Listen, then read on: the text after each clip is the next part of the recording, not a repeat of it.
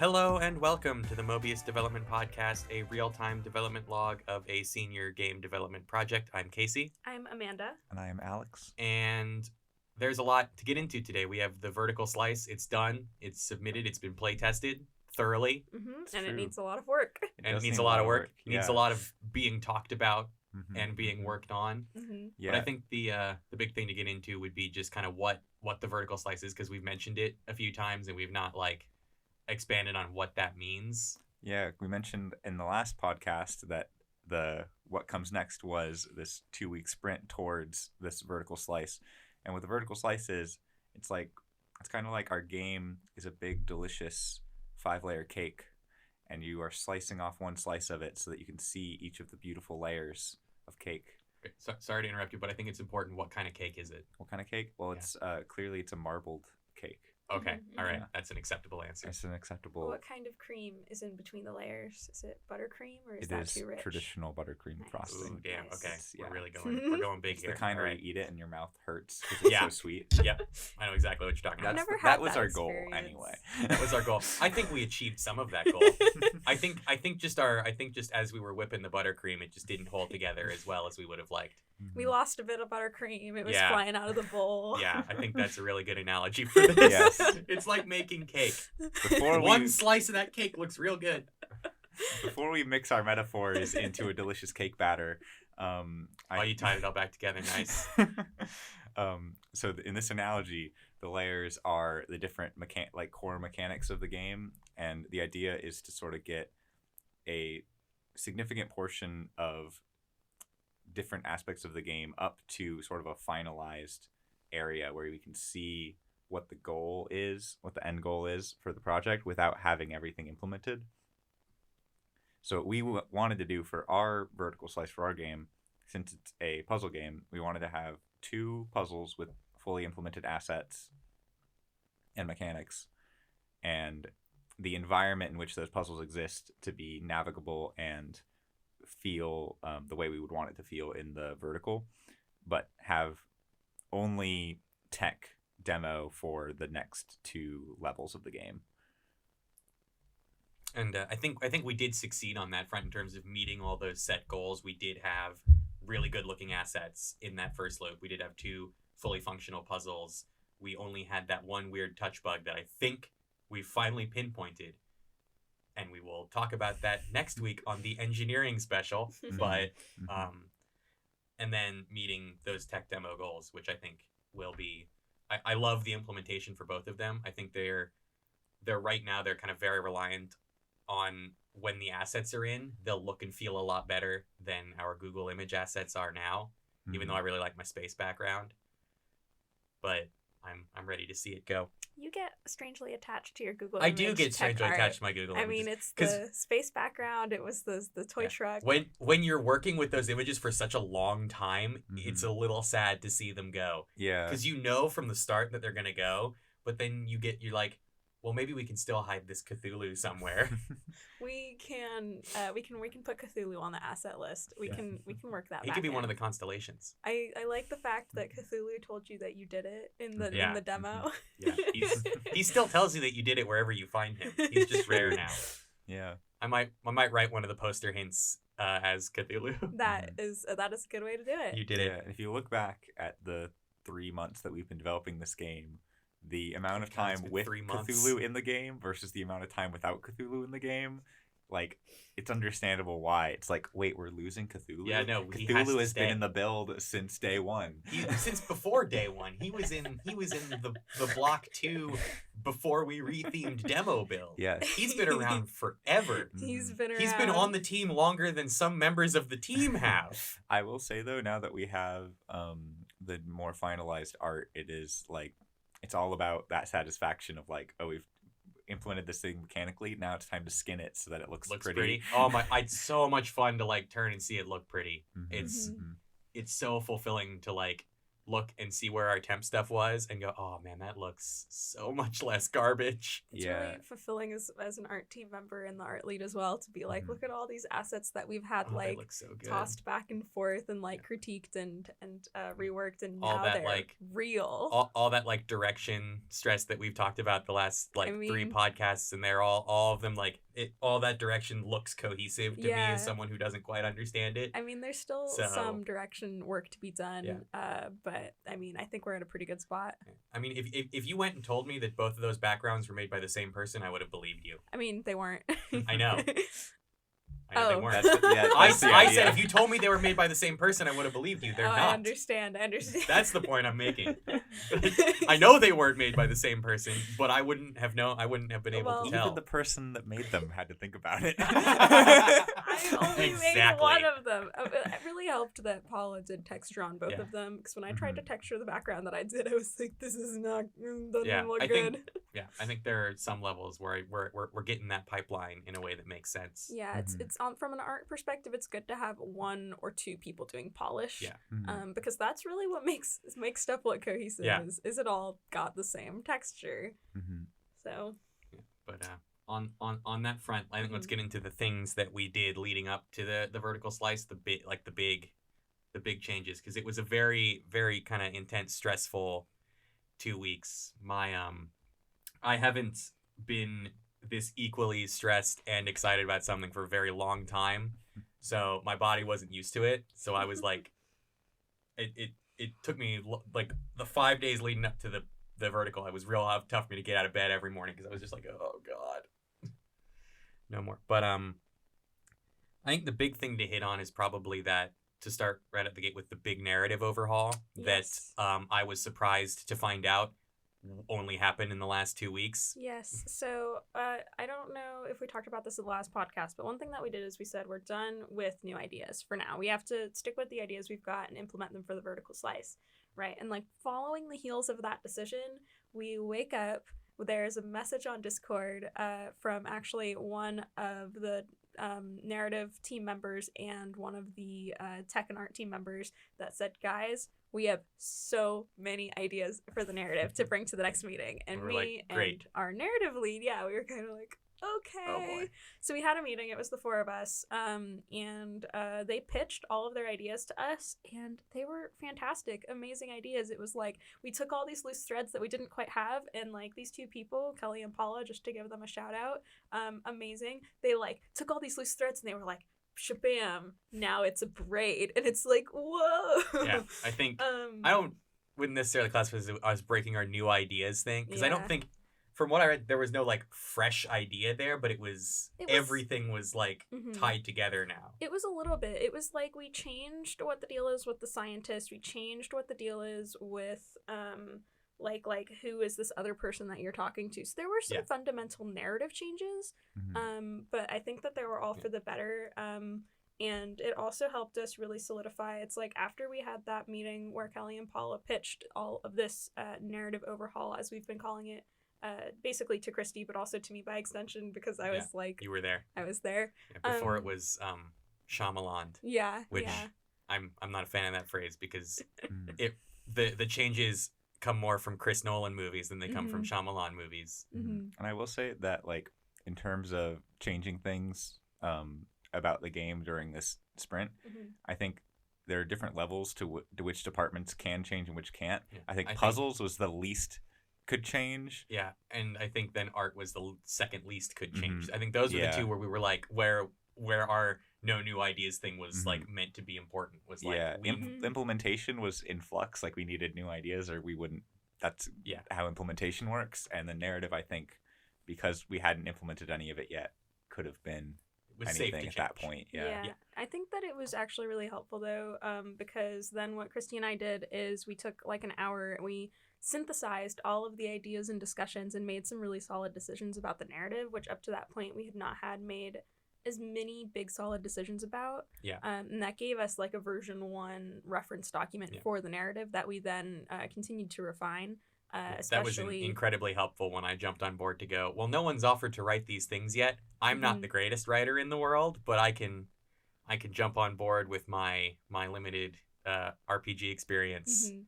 Well, and having you help throw out on some the stuff narrative together. was actually a huge help because even though I'm on the narrative team, I felt that I had a lot more to do in the art department and I couldn't do as much for the narrative personally as I wanted. So thank you for writing our one piece of Yes. like in-game Yeah, I narrative. did not think that like the one thing would be the only thing that made it into the vertical slice from a narrative perspective, but it seemed to be well responded to. Mhm. There was no feedback that was like, "God, this writing sucks." I was like, "Oh, thank God." We had a couple other things planned for the vertical for narrative that didn't make it, that weren't top priority. But yeah, after this narrative overhaul, which not only answered a lot of narrative questions, it also like really reinvigorated a lot of the team net members and like that was made a big people thing. excited. We brought back some of this cosmic horror element that had been slipping away that a lot of people were originally really excited about, and they were excited about again to have it back. And it also helped us with the art direction. We flipped our original time versus intensity graph of the narrative of the game, right? So it's now more traditional. And fitting that with a narrative that made sense helped us formulate the art direction for that. So, we came up with the idea of not only is stuff getting more intense and the color palette is now going from lighter to darker throughout the game, but we also have space bleeding into the environment and the environment fracturing into these triangular pieces. So everything really dovetails together when you've got a lot of your narrative questions answered. So that was really helpful. It was really exciting. And and then, once we had those questions answered and we had a reference document, we broke that down into tasks for the vertical. We knew exactly what narrative elements we needed to create for the vertical. And having a really concrete task list helps you a lot.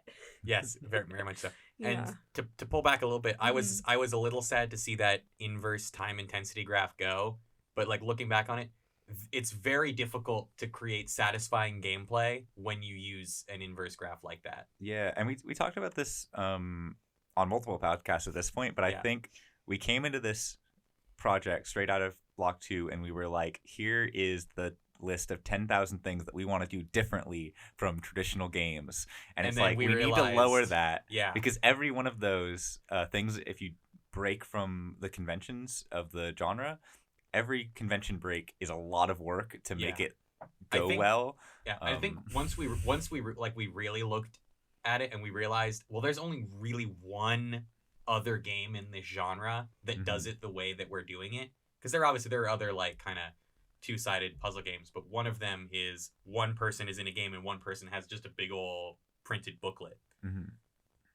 So when we realized there was only one, shout out to those two Swedish women who built the only other game in the genre in, I always say wrong, 7 weeks. Not 7 days, 7 weeks in a cabin in the wilderness. Yeah. We've already blown past their production timeline. Thank you for paving the way for us. Well, maybe not in terms of pure hours worked, because that was the only thing they did for 7 weeks. Just in terms of calendar time, yeah.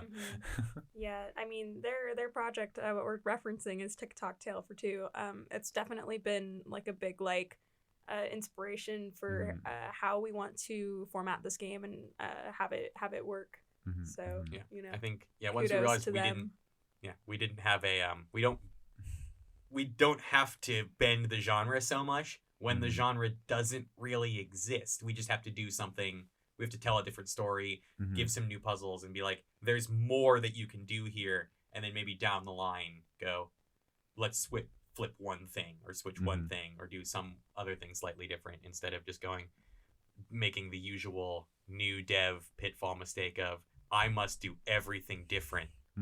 Nothing can be the same. Yeah, I think there is this feeling of like some devs want to do every single aspect of the game different from every other game that exists, which I think either you're making something that isn't going to be enjoyable or that is an extremely difficult task that is going to take a lot of time and a lot of effort. Yeah. Or you get devs who are like, I really like X game, so I'm going to make X game. Again. And it's like, that exists. That's called X game. The difficult thing I think about development in that way is going, is instead of going, I like X game, I want to make X games go, I like these elements about X game. I want to make a game around these elements so what can I do differently from X game that's not that? What's the one or two things I can do differently from it? Like the difference between like going, I like tactical turn-based combat, and they're the three big ones in that they're all very different are Final Fantasy Tactics, Fire Emblem, and XCOM. Mm-hmm. Those are all the same like core mechanic, but they're all so fundamentally different that like you don't have to flip everything on its head. You just have to change the packaging a little bit. I think one of the issues that people come across, and that our professor Marcelo, among other people, have spoken to, is that people like to use games as a point of reference for creating games. There's not a lot of looking outside of games and other like really popular media for inspiration and jumping off points. And if you were too set in your ways like that, like you don't really step outside the box. Yes. So I think that is something that can happen. I mean, hopefully not to us on our team, but in, the trends that we're discussing is I think that's part of what goes into that. Like, I like X game, I'm going to make X game. It's like, if you don't have enough outside inspirations and points of reference, I think that makes that more likely to happen. So getting back to our game. Yeah. So we talked about the narrative changes. What other things from the sprint? So that narrative change, when did that happen in the sprint? That was first week. That was beginning of the first week. 2 weeks ago. Feels now. like a long time Only ago. 2 weeks ago. Yeah. Let's really think. Doesn't feel like that, but it was only 2 weeks ago. I think it was like maybe it was early to middle of the first week of the sprint. Yeah. And that week was it was one of the weeks that was tough because we hadn't really figured out what we were doing in terms of how to work around the strike with our meetings and things. I'd say we've gotten on track with that now that we've had to do it for so long. Yeah, I think we're getting better with it. We still when was our last stand-up? I don't know. Guys, it was at the beginning of the sprint. Yeah. So the stand-ups are falling away just because by nature of the way we have to meet during the strike, there aren't places where we'll all be for 10 minutes. Yeah. What we have done in place, not necessarily in place, it was supposed to be in addition to stand-ups, is Paula suggested the daily typing scrum, which is less public accountability, more of a personal check-in of have I been getting work done on a day-to-day basis, and I think that's functioning as a good happy medium with just the way we've been forced to function these last few weeks. So and the good thing about it, I was afraid that like a typing situation wouldn't work, but the good thing about it is if one person remembers, then like 5 people everyone remember. kind of flows in. Yeah. That is fair. I think also before I think we step fully away from the narrative, we should discuss the conversation that we had with Michael in regards to the interactive elements of that narrative. Yeah, we had office hours with Michael. He's our main tech professor. And as we discovered, actually, in the middle of the sprint, he's an interactive narratives guy. And it's like, his whoa, big thing. Like, why haven't we been utilizing that? Yeah. Like, the man made Facade, and we're just like, nah. Hold up. Let's get that help. We realized we could get it. We just, because we looked at him as, he's the tech guy. I know, yeah. But no, his big thing is weaving the technical stuff into the narrative, which is super important. Yeah, so I mean, he's a really valuable resource for us. So we scheduled office hours with him to, talk about that a lot. And we did, I think the main thing that we did is we discussed the storyboard of the game, like how we're flowing through the game from area and puzzle to next area and puzzle, and how the narrative relates to that. So that was one big part of the meeting. I didn't take a ton of Michael notes. Yeah, I think the big note, also, Casey. Yes. How do you feel about links to images in the show notes? I can put a link to an image in the description. Yes, that's a feasible thing. But how do you feel about it? As a concept, I don't love it. You don't love it? I don't love it. It seems weird because I'm not going into the description of stuff. I'm like, well, look at this link we're not a YouTube video, so links in the description feel weird. It is a thing on other podcasts, but yeah, I was just thinking about this big long list of tasks that we have, and also the crazy storyboard whiteboard from the Michael meeting. I could link them. That's not difficult. We'd have to host them somewhere. Yeah, I can host them and then give you a link to link them. in the Well, show notes. I've pulled up our crazy whiteboard on my iPad if you want to look at it. Yeah. So it's a time. Yeah, let's break down that super whiteboard, because I think that's the core like big show note thing is let's board out everything we want to do and go, here's what's gonna happen. Mm-hmm. I think it will be hard to convey this whiteboard purely verbally. Yeah. So but- look in the description of this podcast for a link to an album that will contain this image. Oh, I was Yes. about to try. Well, I mean, we can still talk about We it. can still talk But about it, but we have this image out there as reference now for people a who are small super into it. subset of our small audience Our will the have small this image subset up of the and they like can 10, follow 15 some along odd with people. us. So the Yeah. basic idea is you start with this intro sequence that includes the technical intro, the narrative intro, and sort of that player 1, player 2 selection. That's this first block of the game. It's like, what is the game? What are its demands? That it's a communication-based game and it doesn't have networking. It's A thing two-player. we've learned to make more abundantly clear. Yes. So that's in that first intro, and then you have these series of 3. We've called them loops. They're basically levels that have a transitional moment in between all of them. And finally, the last one splits into 2 halves, one for each of the players, which then reconverge and take you back to the beginning of the game. Mhm. So that is the very best I can do to give you a very basic description of this crazy whiteboard. I think that's a good description. There's just a lot of little detail things on this whiteboard, which I think are helpful, like where the puzzles are in the navigable space, how the navigable space changes, the loops, the little thing where one of the players goes to space for a while. Yeah. Don't make me think about that right now. That took so long. I'm sorry, Casey. A couple It of would have spots. been different if it was fun, but it was just so repetitive. I can put the references back that got lost. Yeah, please do that. Thank you. I don't want to do it again. I mean, I could try, but I might it might take me even longer because I might have an emotional breakdown around Space Note 7 and be like, I'm done. Yeah. No more, please. I think we need to tell the puzzle team that we need less in space. Yeah, maybe a little less in space. Well, it's there now. It's It there exists, now. It so exists. Cutting it would not help us because Yeah. it's already done. That's Yeah. fair. Well, I mean, I think we should cut space down a little bit because there's going to be more in space than just that. Yeah, we haven't So- play tested space, We so have we not don't know playtested how. space. We should play test space We have no before the end idea. of this. Yeah, we have no idea how long it takes a player who's never Yeah. seen it before to complete Yeah, it. I think we Based should. on our vertical slice playtest, I think we should multiply our average assumption of how long people will take to get through a puzzle. We think that's not very hard by 10. Mhm. Yeah, no. Well, I think we have a goal for how long we want people to take, and then we have roadblocks. Like, for example, in our sliding slide, I'm doing it now. Yeah. Our puzzle that is a swapping puzzle that everybody assumes is a sliding Yeah. puzzle has the issue of, one, people don't realize that they can make arbitrary swaps, so they spend a lot of time swapping adjacent tiles. Yeah. And also, hiding information behind the front layer Is not working. It doesn't. Nobody sees it. No one Nobody, notices it. or if they do see it, they don't think it's important. Yeah. Or they think other things that we thought would be read as this is background are read as, oh, this is important. Like we had a couple people who were like, oh, what's the pattern behind your tile? Oh, it's black triangles. And it's like, ooh, those black triangles, that is technically a pattern. You're right. Yeah. But it is not interactable in any Yeah. way. I think that's where I think there very much needs to be a fundamental change in the way that operates. But I think we're getting ahead of ourselves in terms of getting into.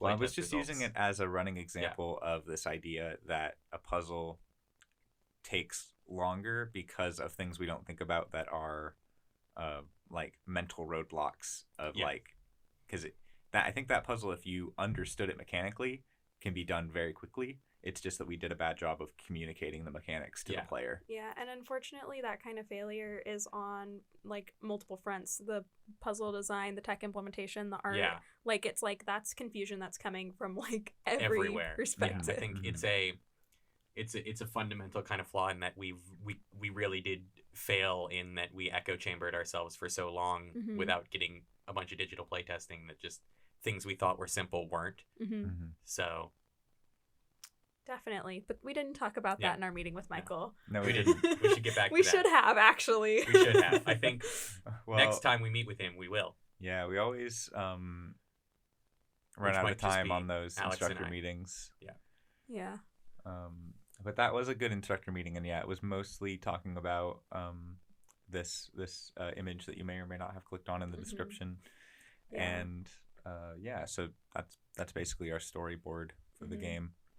Yeah. So from office hours, I think we should move into the other office hours that we went to, also in the last 2 weeks, apparently. Yeah. Which was chronologically before the Michael. Yes. Ones. We're skipping around here. But yeah, so we did have office hours.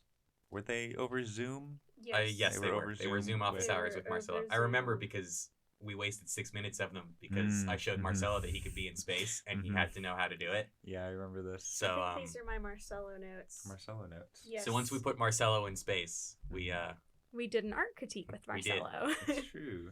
I haven't looked at these notes in like a minute, so we did talk about a lot of things with Marcelo. We had a couple big takeaways that I think I'll try to highlight here. Triangles was one of them. Triangles was a huge, oh my god, triangles, guys. My favorite thing about that was that like the triangles that he noticed were from 2 different pieces that I'm almost 100% certain were unintentionally made triangles, and it was just this like subconscious thing. He was like, do that. Yeah, and it works really well, especially with the narrative overhaul. One of the things that we decided with the narrative is that there is a fracturing of the universe, and those fractures of the universe, these 2 like little slivers, are overlapping. And to represent that fracturing with triangles is a really good marrying of art direction and narrative direction. It conveys those narrative ideas visually in a way that's really effective. So we've been leaning into the triangles, which has been great. Some more fiddly things that we talked about with him was about like our quote unquote hero asset, this Mobius statue that's important to the game. He looked at a bunch of concepts for it, and he basically said, think about the silhouette and don't worry about it too much. Just pick one and work on it. Like simplify it, work on it. So we did that, and that worked out well for our vertical. We have a very cool... That statue looks fabulous. It looks so good. Yeah, kudos to Yellen on that. We have another meeting with Marcelo immediately after we record this podcast, and I'm very curious to see his thoughts on all of the assets. We have so many more assets that we can show off. A lot more triangles. And also the composition of those assets into the game world. Yeah, we talked about composition with Marcelo. Paula has been doing some studying of composition and like how our paintings composed and things like that. And I did a little bit as well. I should be doing more because the 2 of us are on the environment design. But we used that feedback from Marcelo and Paula's knowledge to create environments that direct the eye towards important things by using triangles to center things in various ways, and I think those are all the highlights of that Marcelo art critique.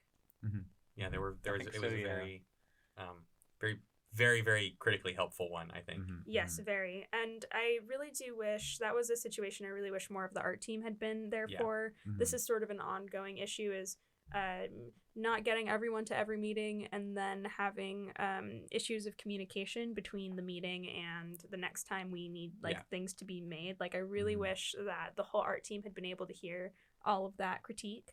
I think, but the timing was unfortunately not good for everyone. Because it's rough, because a lot of the art team, the only time we can manage to meet with Marcelo, a lot of the art team is in class. Yeah. And then beyond that, as the ones who schedule the meetings, we schedule times where we can all make it, which sometimes means that the people that we maybe think should be there more don't end up being able to make it. Yeah. So. Yeah, and I think that due to that, and due to our positions in the team, it's sort of our responsibility to try our best to communicate the ideas that we get from instructors clearly to everyone that needs that information. Yeah. I think we've improved on that too, because we used to like do the meeting, get the info, and then tell them at the next meeting. Now we do the meeting, take notes during the meeting, and immediately send out all the notes from that meeting to everyone. Yeah. And I think that's helped. I've been big on taking notes, like in front of my notebook here. It's like basically starting at the demo, I started taking notes on everything that I could. So it's been really helpful to have that reference point. And I think that there can always be improvement in terms of communication. Like, that's just an ongoing. Yeah. We're working on it. Definitely. I think that's something that like everyone can always improve on. Mm-hmm. Like it's Mhm. you're never like a perfect communicator. Yeah. Mhm, mhm. Yeah. So speaking of communication, that can lead very well into a couple more topics that we have, which is that in the 2 weeks leading up, it is obviously a very kind of stressful lead, Mm-hmm. and it's compounded a few kind of internal issues. Mhm. And I think kind of the one to focus on would be kind of the HR issue that we have had between the puzzle designers. Mhm. Yeah, and I think that can go back to, we can rewind the clock back to that Michael meeting. We discussed a little bit about how to deal with that, and it is just the traditional thing of like, how do you deal with an HR dispute? Well, you have a mediated conversation. Yeah. But it is interesting the way that like these disputes come up in times of high stress and can wane out in times of lower stress. I think that where we're at as a team has a big effect on where people are individually in terms of how they feel about themselves and what they're doing, and other people and what they're doing. So I feel like in terms of my conversations with the people, that tensions are lower now, and there's less of that feeling of we need to do something about this right now, but it is still a tense environment, and there's still things in the pipeline. And it's also a low stress period right now. Mhm. So if we leave it alone again, when we hit another high stress point, it Mhm. will flare up again. Yeah. Mhm. So we can't like leave it alone. No, I think the difficult thing in these situations is that when you get into one of those low stress periods, the motivation from the interested parties is zero. Like, nobody wants to have a mediated conversation if they don't think there's a problem, because nobody wants to have a mediated conversation. And I think because that's kind of the point we're at right now is we're like, okay, this first step solution that we've taken seems to be working, but I feel like even though like neither party wants to have that conversation right now, Mhm. I think it might be important that they still have it, because I think based on how it's been going, if a high stress point comes up again, that will flare up again. Mhm. So I think better to deal with it when it's in a low stress environment than to deal with it in a high stress environment. Yeah, I think that there will be mediated conversations, but I think that contacting the involved parties and saying we're going to have a mediated conversation, it's going to be at this time, you need to be there, is like, I'm the producer and you're in trouble. Yeah. And I think that is not the vibe that I want to be sending to people. Yeah, I think that it might do more trouble than good in a situation where people aren't prepared to have that conversation. Yeah, I agree with you on that front. Yeah, in terms of the mediated conversation, it's hard when people are going to dig their heels in and don't want to have that conversation because, like Alex was saying, it can only make the situation worse a lot of the time. But we've come up with other ways to deal with this dispute, which is basically more leadership attendance at the puzzle meetings to help mediate in an ongoing fashion. Like when a conflict is arising at a puzzle meeting, one of us, not all three of us, but one of us will be there most of the time to say, hey, let's look at this from the lens of the whole game, or let's look at this from the lens of logistic implementation or the narrative standpoint. Like, let's bring in these other viewpoints and work it out with kind of a neutral third party in the moment, instead of then letting those clashes build up over time. Yeah. And there are, I think also there's just a lot to be said of being more open, like, especially on my end, being more open to the people involved, that they can talk to me if they ever need to. Yeah. Which I think before, like this week, probably wasn't as clear, just because I'm a relatively quiet person, and so I'm not out there being like, hey, how are you doing? How are you feeling about these things? But I'm always happy to listen to how people are feeling about the things if they want to talk about them. And I think that's just something on me, to where I need to be more proactive with going out and being like, hey, how are you feeling? And not waiting for people who want to talk about those things to come to me. I think like another core issue with that particular conflict is that it's just they're two styles of working that are almost diametrically opposed in the way that they get work done. Mm-hmm. So it's not only is it like trying to reconcile just the argumentative half, but it's trying to get two like diametrically opposed work styles to compromise somewhere in the middle, which is extremely difficult. Yeah, I've definitely dealt a little bit with that as the art lead, because there are a couple of artists on the team that work in very different ways than I do. And so, you know, I definitely sympathize with both of these team members who are having this conflict, because it's not easy to find that middle point with other people who have such different work styles from you. Yeah, I would agree. It takes some elbow grease. yes, it does, because it's interesting, because there's work styles wherein you get work done closer to a deadline than someone else, but I think another one of the core issues is getting work done after the deadline that you've been given, and that has been a relatively consistent issue outside of just this argumentative point, is that you can't get work done after this deadline. You are a bottleneck for other things getting done, and that's a much larger kind of issue that I think we also would need to work on as soon as we're getting to things where it's like, if these bottlenecks start happening more frequently, then everything slows down and we start having to cut things. And at least I would not want to be the one person who we cut this cool feature because I didn't get something done in time. Yeah. It's hard to implement. I'm a type of person who is all about systematic solutions, because I think if there isn't a fundamental systematic change, then it's just like putting a Band-Aid on it, and it will, like, these issues will crop up again later, the more fundamental issues. And it's difficult to implement any significant systematic changes right now, because we're at such a turning point for the game of, like, we're going from the pre-production quarter to the production quarter. We're getting to the point where puzzle design is less important and puzzle refinement is becoming more important. And there's so many changes to the way we need to be structuring things going into the next, like the second half basically of our production timeline, that it's difficult for me to think of any systematic solutions outside of seeing where we're at after we shuffle everybody around to where they need to be for the next half of production. Yeah, because there is going to be a bit of shuffling, not just between the sub teams, but I also think duties on specific teams. Like, it sounded like there might be a shifting of duties within the tech team. In the art team, I think duties are going to be probably getting better defined as time continues to go on. Once we move into like everyone's constantly producing finalized assets, I think a pipeline will kind of start to form itself.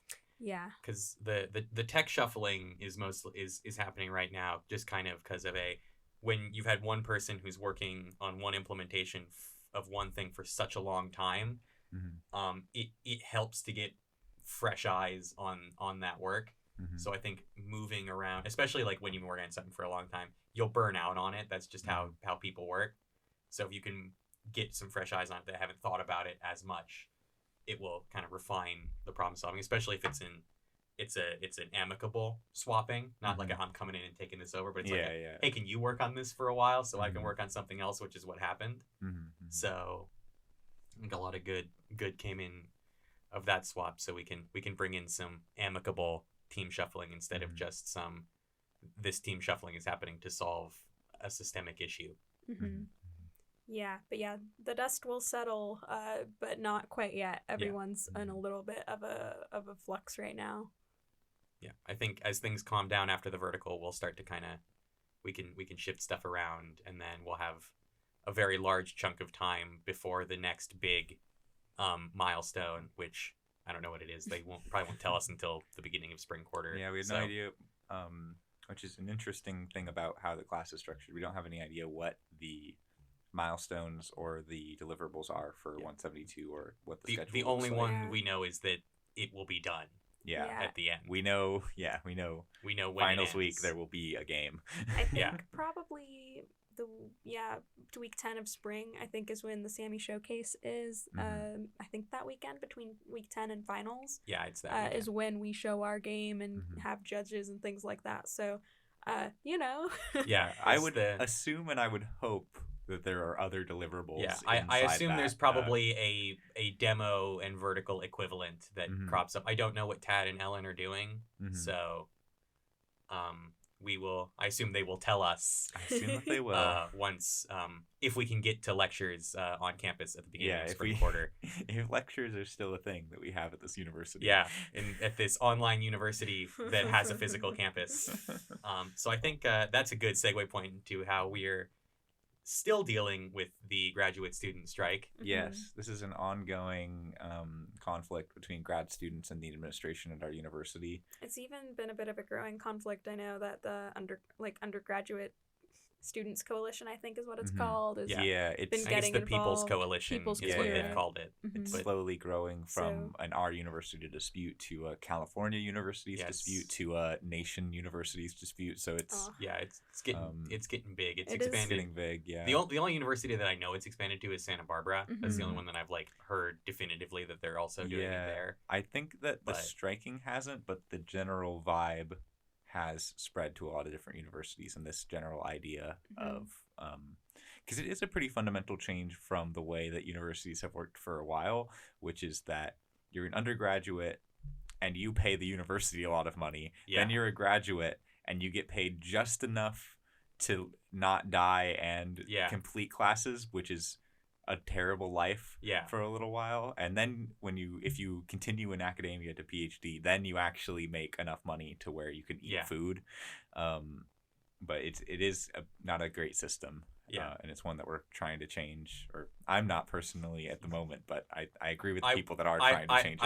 I would support the legislation to change it, but yes, yeah. I have so many things to do that I can't take the time out of my day to go stand at the picket line as much Yeah. as I would want to. Yeah. Mhm. On a few of these days, it's just like I can't deep in my soul go, but I have these other commitments and I can't do it. Yeah, the rough Yeah. thing is as much as this is ideologically aligned with many of our opinions and feelings, we're also trying to graduate. We are Yeah. coming down to the wire. We have 3 more months ? Mark. Yeah. And then One would hope. Yeah, and then our time at this university, as undergraduates at the very least is done. It's we want to have our degrees that we've worked Yeah. on. It's So- it's different because we're in that position where we're paying the university. Yeah. So we're from a me as a person perspective, I wholly support what they are, but from a me as a customer perspective, they are actively preventing me from getting the thing that I'm paying a lot of money for. Yeah. It's true, No, yeah, no because- small amount of money. Yeah, Yeah. I've heard this a little, there's a lot of weird conversations that on the various channels, and one thing I've heard is undergraduate strikes. That doesn't make sense. We Yeah. can't strike. We're paying to be here. Yeah, Yeah, they don't care it's- if we that's strike. the They have our equivalent to money the undergraduate already. strike. I've always said, when people bring it up, it's okay, so what you're telling me right now is that you are going to essentially walk into a McDonald's, buy a Big Mac, and go, thank you, I'm not going to eat this Big Mac because I don't support the things Yeah. you do here. It's That doesn't make any sense. You've Mhm. already bought the Big Mac, yeah. and now you're just not eating it. Mhm. What does that show the McDonald's man Yeah. It's in regards to what you're doing? It maybe doesn't. we should just sell cardboard. I think I don't know what it doesn't is- stick it to the McDonald's man I no. think the that you've bought his idea- Big Mac yeah. and then don't eat it. I think the Mhm. idea, as far as I can gather from Twitter and other sources of information, is that the goal is to further stop classes and just further Mhm. disrupt university business. And it's okay, disrupting of university business is an effective way to get the message to administrators and faculty. I mean, faculty aren't necessarily the ones that need Yeah. the message, but the higher ups, that's who I'm trying to talk about. Mhm. That this is an issue they need to pay attention to. But it's if we don't go to classes, they don't care. Yeah, it's Yeah. it's a difficult situation. There are a lot of people that because- already don't go to classes. Exactly. so- Yeah, it's difficult because the actions of the strikers are aimed at the highest levels of the administration, but the way that they get that message is undergraduates are influenced, which influences professors, and then professors influence administration. Yeah. But It is a long chain. it cascades up, Yeah. and And it's it's difficult to have it cascade up. I It think is. if we were in a position where we couldn't just migrate all of our meetings off campus and we Mhm. had professors that weren't sympathetic to the cause and allowing digital Mhm. lectures and putting all their notes online and all of that, Mhm. and we for the last 3 weeks have like just either professors have just canceled class and we're like, I'm not gonna do anything, Mhm. or just like, or you've had to actively work around this strike in a super stressful manner every day to get to the classes that like you have to go to. Mhm. It must be like so much more difficult to handle, and Yeah. I can see why some people are less sympathetic to the cause because it's been Mhm. more difficult, or it's more significantly impacted them than it Mhm. has us. Yeah, I feel for the people like in the math department because the math department doesn't care. The math department is like business as usual. Like there haven't been any midterms rescheduled, there haven't been any classes canceled in the math department. It's just math is still going despite students not being able to go to it. And it's like I mean, isn't that the fundamental philosophy of math? Math will always keep right? going. The Yeah. math professors will stand in front of the blackboard and give a lecture even if no one is there. Yeah, no. The Yeah. other A group, math professor will give a lecture at the end times, and he will still shout at you for running away from the ball of fire. yeah. The other group that I sympathize with is there is a group of professors. I don't know what exactly the name is, but my creative writing professors in this group where they have a contract that has just ended at the beginning of 2020, and if they don't hold classes, they are now in danger of losing their job. And so there's a subset of professors that don't have a choice. You know, even if they were a math professor and they were like, I don't care about strike, you come to class or you don't come to class. You know, there's, you know, another portion of lecturers who want to be accommodating but have their hands tied because their own job and livelihood is jeopardized if they are migrating to Zoom or holding lectures off campus or anything like that. Mhm. So, I mean, it's just such a multi-layered situation on every single front, and it's Mhm. definitely impacted our Yeah. production this quarter, and it could Mhm. impact us next quarter. One thing that we haven't touched on in this discussion today is the firing of graduate students that Mhm. happened, oh god, a week ago. Yeah. I think it happened on like last Thursday. Yeah. I mean, it was almost a week ago, I guess. Mhm. And we're already seeing like the enrollment was pushed a week back. Mhm. So this week was enrollment. Enrollment was supposed to be last week for spring quarter classes. We're already seeing the ramifications of those firings in the reduction of class sizes and the reduction of number of sections in class sizes. Like, this is having immediate, intangible, negative impacts on students. And it's, I mean, I don't know. It's a lot. Yeah. It's such a multi-layered issue. There's Yeah. so many like different moving parts that go into it, and a Mhm. lot of the arguments I'm hearing are very reductive of those elements. Mhm. Yeah. So it's just like there are a lot, not the graduate students that I have worked with and spoken to, because most of my information comes from Max and Evie, Mhm. Mhm. but I think both of them see the multi-layered issue, because both Mhm. them, when they from what I heard, when they opted to continue with health, they thought about it for a long time. Like, they Mhm. considered a lot of angles. Mhm. And I think there are some out there that have a very reductive view of it, that are just specifically looking at, I must disrupt as much as possible, and they're not looking beyond the consequences of those actions. Mhm. And the other reductive element is there are people that are using those particular strikers that are viewing it reductively to paint them all as Mhm. viewing it that reductively. Mhm. And I think that's a major issue in the way it's communicated Yeah. across the board. Mhm. And we, as undergraduates trying to go to class, we are at the very bottom of this mountain that is the bureaucracy of the university and the systems in play. And we can only look up and be like, what a shit show. What a shit show. Yeah. It's an absolute shit show. The- But in terms of this podcast and what we are trying to do in terms of game development, it's tangible impacts, I think. But I think they're valuable tangible impacts, though. I think Mhm. adapting to these things is good experience to have, because Mhm. there will be times in the professional world where the CEO of your AAA company says something real dumb, Mhm. and the stocks plummet, and you have to keep on developing while the big above things that from my perspective, don't really understand development in the same way that the developers on the ground do. You just got to keep on trucking, and I think the ability to do that and not kind of fall apart is really important. And I think that leads into the one other kind of big thing that I wanted to discuss a little bit in regards to like kind of keeping team morale up. And it is that since the strike has happened, it's been rare for me to be on campus for a long period of time talking to people from other teams. And I did that a little bit at the beginning of this week the beginning of, I think, last week for like the first time in a long time. And I found out that like 2 teams had dissolved. And I was like, what?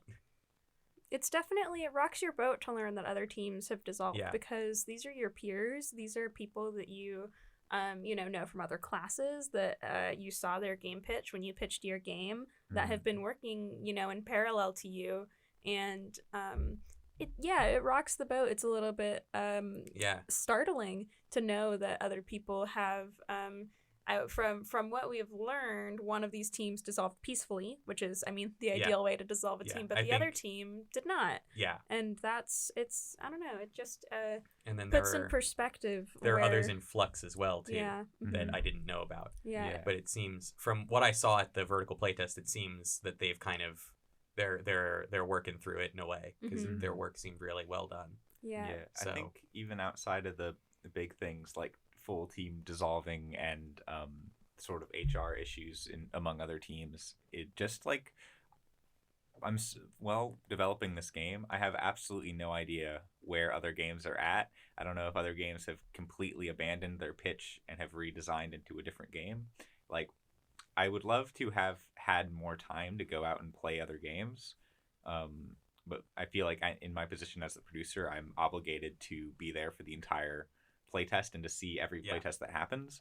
But I do feel tunnel visioned. Like I just don't even know what's going on with the other teams. I feel like I just thought of this idea right now. I feel like we should tell Marcelo this when we meet with him today in terms of feedback for the playtest. I think it would be super valuable if we held to have half the games test on one day and then half the games test on the other day, so that not everyone is showing off at the same time, so that there are full teams that are able to walk around and look at things. Yeah, I totally agree. If some sort of solution like that, or other solution where if there is an hour that is not open to the public and only open to other teams, just some kind of solution, because I'm in the same boat as Alex. Like, both times that we've play tested the demo and the vertical, I felt not tied in a bad way, but tied for sure to our game. Like, I needed to be there. I wanted to get all the feedback, write it all down, and observe, connect the common threads between our playtests. And in that light, I've like not seen at all the other games. Even like 3 or 4 of my housemates are in the same game design pro. I don't know what they're doing. No, I have no crazy. idea. Like, I was able to go and look at a few other things just because I knew you guys were back there taking notes and I would be able to get that. But every time I walked away to go look at a different game or shoot the shit with the Game Boy guys or something, I always kept looking back and going, I feel like I should go back and like hear this feedback and make these decisions and not be there. This is the fundamental dilemma of showing your game at a convention. Yes, absolutely. If you're showing a game at a convention, I believe that you shouldn't expect to see anything else. No, if you are showing your game at a convention, you are not at that convention. You're at your booth.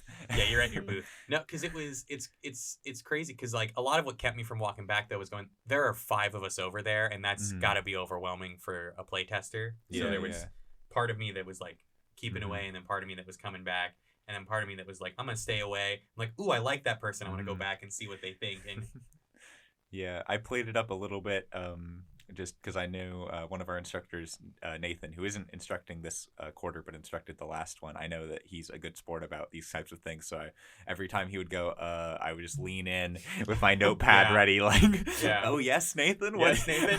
What is this? That he said that all 3 of us leaned in, like, visibly?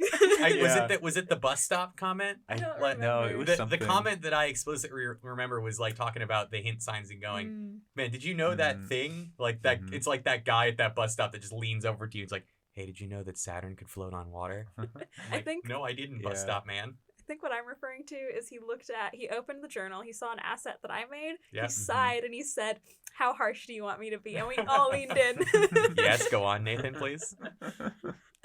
He was picking on on my specifically typography. Yeah. Which Yes. is Yes. something we need to work on. It is something it wasn't something we'd worked heavily on, No. but it's something that slipped all of our minds. We're like, oh shit, Nathan's the typography guy. Yeah. So your typography's got to be so good. Next if you're gonna up, show it to Marcelo, Nathan. who is even more the typography Right? guy Yeah. than Nathan. In my defense, I made a whole bucket load of last minute assets for the game. Yeah. So that were, typography like- was Yeah. not the most important thing. Yeah. So it's It not was- too bad. it I was made a lot of like- assets that I thought would be replaced by the time that we were showing off the weren't. vertical, and they were not, and they were full of spelling mistakes. and Yeah, that was the my first favorite thing. feedback Was from like everyone. you would walk away for like a minute to try and look at something else, and then Uh-huh. you'd hear a playtester say this word is spelled wrong, and Mhm. you'd come back as though it was like the bat signal for you. And Yeah, you'd be yeah. like, yes, can I help you? It's like, What well, is this?" no, it's more. Wasn't that? It was more like, oh, I made that. They're looking at something that I made. Exactly. That's why I was like, whenever I saw a newspaper open, I was like, oh, Mhm. they're reading So- my thing. Maybe we can circle back around to this playtest in a minute, but I Mhm. think that Yeah. there was one more thing on the show notes, which is basically the lighter points Yes. of this. Let's rewind a little bit. We did a birthday jam We did. for Casey. Yes. Um, And then found out later that it was a double birthday double jam birthday that jam. we didn't know at the we time. didn't know, but so- but it was fun. Yeah. Paula brought donuts, and then me, Kelly, and Paula like put candles in the donut for Casey. I said that offhand as a joke, and I didn't think you guys would actually do it because I was like, oh yeah, I'll just go. You didn't go with my full joke though, because what I said was, oh, I'm gonna go home. I'm gonna sit in a dark room. I'll stick a candle in a Krispy Kreme and drink a beer, and not even eat the donut. Just look at the donut and drink a beer. We gave you 5 candles. Yeah. 4 in the donut, 1 in the middle. One sad hanging in the middle. I don't Does understand that- the middle. It was so close to being two. Does that relate at but- all to the fact that I'm now 22? No. No. But I think it was just because the idea struck us to put a candle in the middle, and we wanted to do it. I Just think lay that's a candle. entirely fair. When 'Cause it you're- was- yeah. I spent so much time looking at that sad tipped over candle and just going, same. Right? When you have a good idea and you think it's gonna be funny, it doesn't matter if No, it's logical. it doesn't matter. It's funny. It's hilarious. It was Oh, super yeah. funny. But that was a Mhm. good kind of leavener to that meeting because instead Mm-hmm. of just being another jam, it was, Yeah. hey, let's have some extra fun at this jam Mm-hmm. Mhm. Yeah. and go, you're 1 year closer to death. It's true. No, I definitely think, just leaning a candle onto the pastry is the new tradition now. Yes, I think we have to Um, do that. I don't know if there are any remaining team birthdays in production. There have to be. Everyone I can think Yeah. of had their birthday has passed. Yeah, Yeah. me and Amanda both, our birthdays have passed and will not Mhm. exist We- in production. we Kelly's missed one. birthday, I think, has passed. Mhm. I think Jade's also has because that was at the beginning of this quarter. Well, this might not be the time to hash out everyone's birthday, Yeah, we we'll but need- figure it out we'll Let's- so that figure it I'm out. not. Let's I really dox don't want to be the every only one. member of the team. Exactly. All right, it's time. If you want, we can hold a team Yeah. birthday so that Uh, everyone except for for Casey everyone can else. celebrate a belated birthday. Yeah, I think as long as we figure out at least one other person has one in production, let's do Mhm. that so that I'm not the only one because I Mhm. feel a little bad. I feel a little bad that it was a double and we Mhm. didn't acknowledge it at all, but we Mhm. also didn't know. Well, we didn't know. Yeah. So, nothing we could have Yeah. done if none of us knew their birthday. But I think that jam was also a super productive jam. We got a lot of stuff done in that one. We really, Yeah.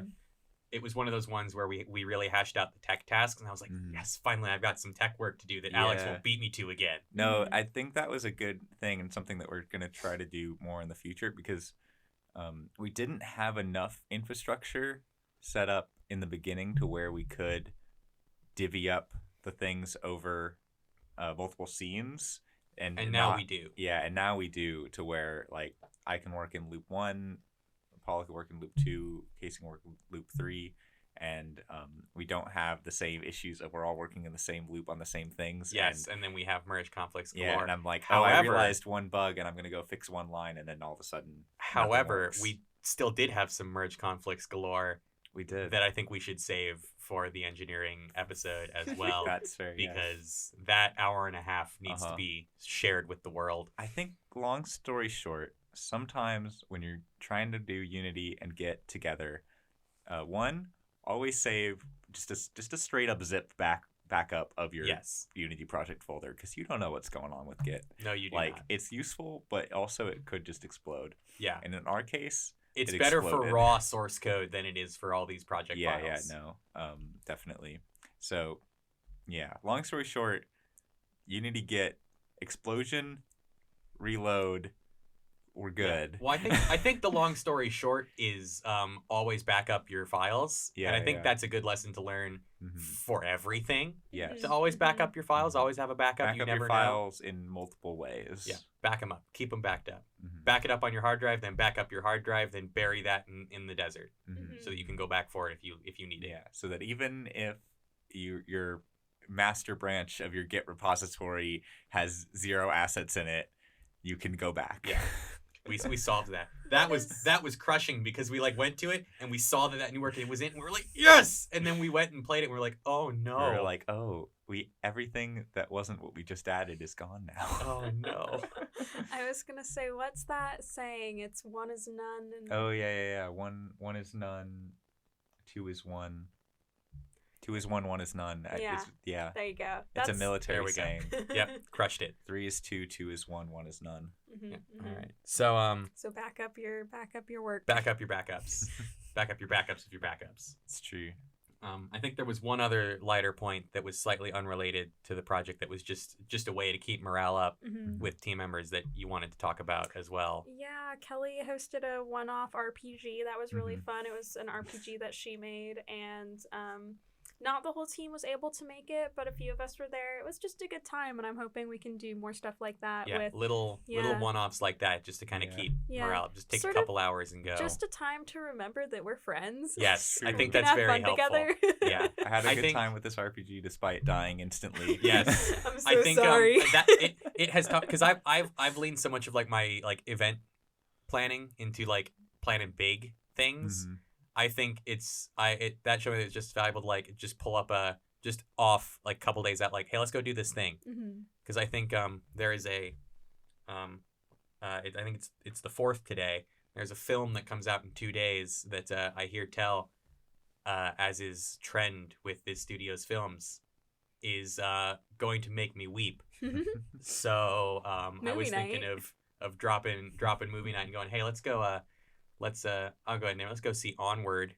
Mhm. I want Pixar to make me cry again because that's what they do. I Mhm. believe it, and I hope we still have board game night in the pipeline. Board game night is in the pipeline. That's Mhm. another slightly bigger one Mhm, than mhm. like just doing, hey, a few of you guys want to go do this thing Yeah, in the next yeah. couple days, as opposed to Mhm. I want board game night's one of those ones like the karaoke night this weekend and the Mhm. trip to San Francisco. That's more, it's more of a challenge to coordinate because it's something where it's like I want to try and get everyone there instead of just going, we're gonna do this day. Anyone who can make it, come and make it. Mhm.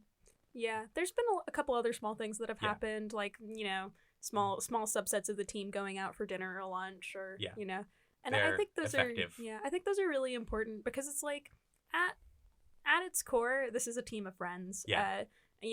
We have a few people that we didn't really know before this year on the team, but I think at this point it's like we're Yeah. all friends, and Yeah, I it's know. just good to have time that you can spend, not think about the project, just enjoy each other's company.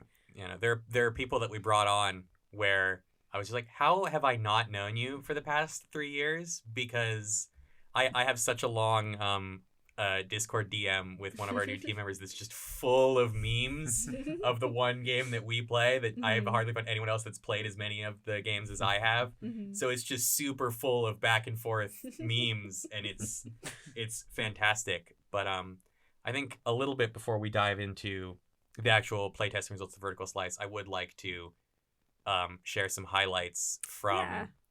the one-off RPG. Okay. I think the big one that I laugh as I recall it was the boning liquid. Oh no! So there was a Because- deboning liquid. Yes. So And it had a foil. Mhm. the logical thing to call the liquid that undid the liquid that removed your bones was the boning liquid. So and I forget what the context was that like someone brought up, please don't use the boning liquid. I do think it's important to note that Amanda immediately pocketed it. Immediately, yes, it was immediately pocketed. That was also a character archetype thing, though, to immediately pocket It's everything true, that she it's found. true. It's true, but the So- boning liquid I did go for Yes, specifically. Limited I forget- inventory space. You got 6 slots. One of those slots is boning liquid. I did. I made a longer than 4 hours joke, but I forget what I said lasted that long, and that's just gone to the ether now. So that is okay. there were other good ones too. Everyone had a very like fun and interesting character. Mhm. There was my like hunched over lackey man who was like 6 feet tall, but when he hunched over, he was 3 feet tall, and Mhm. he spoke with weird lisp, and he was like instantly infatuated with anyone he ran into because Mhm. it's like, I only work for the master because he's handsome. And then that was his big go on the whole time. So Alex, you did die very quickly. I did. You were killed by what was intended to be water, Yes. and then you critically failed. I was drink asked water. to perform the task of testing this mystery clear liquid. I asked you to identify it. Yes, and then you Yes. critically failed at identifying it to the point where, with this particular RPG system, if you critically fail to a certain level, you instantly die. So you critically failed at identifying a liquid to the point where it would have killed you, It's true. and then you became a bird. It's true. It turned out that liquid was instant death. Yes. Had you succeeded, though, it probably was not going to be instant death. No, it's So- true. Such is the way. Such is the way. Sometimes the instant way. death, you know? I felt bad about that. Yeah. It's totally And what fine. I like about it is that like immediately, like you asked me to do it, and then I looked at my dice because I'd already like Yeah. gotten a bonus dice for like there's a mechanic where you can get more dice, which makes it more likely for you to critically fail. Mhm. And so I looked at the dice in my hands, I looked at Amanda, and I was like, okay, I will inspect this liquid for you on fear of explosion. And I And rolled you it, and rolled- it's instant explosion. And you instantly died. Like, it was so just gone. Gone. He's dead See, now. you inspected a liquid for me earlier, I and did. it was orange soda, and I was True. like, It probably won't kill him. I was like, But this then is it gonna be did. fine. Mhm. We did learn the one that I learned from Kelly the DM was orange soda. The one that I learned from Alex was The deboning Deboning liquid. liquid. Or was it the boning liquid? no, the No, it's boning liquid deboning came liquid. later. Okay. Mhm. Anyways, the point is, I was like, Alex has identified a liquid before. He can identify Do a it liquid Liquid again. Logically, he should be able to do it again. That went horribly. It did. Yeah. It did. no. But it was a good time.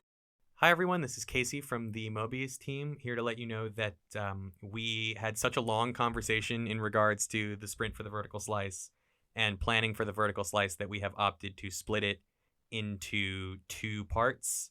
The second part should be up at the same time as the first one, so there should be no concern between jumping between the 2. So this has been the first half of the vertical slice episode for the Mobius podcast. Thank you so much for listening.